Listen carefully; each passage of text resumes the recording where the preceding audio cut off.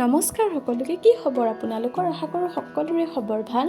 পোনপ্ৰথমতে আপোনালোকক সকলোকে শাওণ মাহৰ বহুত শুভেচ্ছা থাকিল। আজি যিহেতু শাওণ মাহৰ দ্বিতীয়টি সোমবাৰ, সেয়েহে ৰাতিপুৱাই উঠি পেলাই ভাবিলোঁ আমাৰ ওচৰতে থকা শিলপুখুৰী শিৱ মন্দিৰটোলৈকে যাওঁ, শ্মশান শিৱ মন্দিৰটো। বৰ ধুনীয়া লাগে মন্দিৰটো।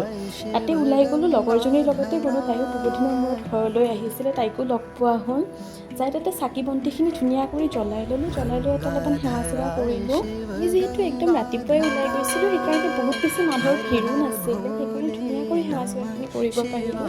কৰি উঠি পেলাই তাতে অকণ সময় বহিলোঁ। সঁচাকৈ মন্দিৰটোত যাই যে ইমান শান্তি লাগে, বিৰাট শান্তিপূৰ্ণ মন্দিৰ। কিন্তু মন্দিৰত যাই ভালেই লাগে পিছে। তাতে আকৌ শাওণৰ মাহততো যাই পেলাই ভালেই লাগে, ক'বই নালাগে। তাতে যাই সেৱা চেৱাখিনি কৰিলোঁ, শিৱ বাবাৰ ওচৰত গাখীৰ চাখীৰখিনি ঢালিলোঁ। ভিতৰত পিছে ফটো উঠিব নিদিয়ে, সেইকাৰণে নোৱাৰিলোঁ। তাৰপৰা 2-4খন ফটো উঠি পেলাই গুচিয়ে আহিলোঁ আৰু। বহুত দিনৰ মূৰত লগ পাই ভালেই লাগিল। দিয়ক পিছে আজিলৈকে আহিছোঁ।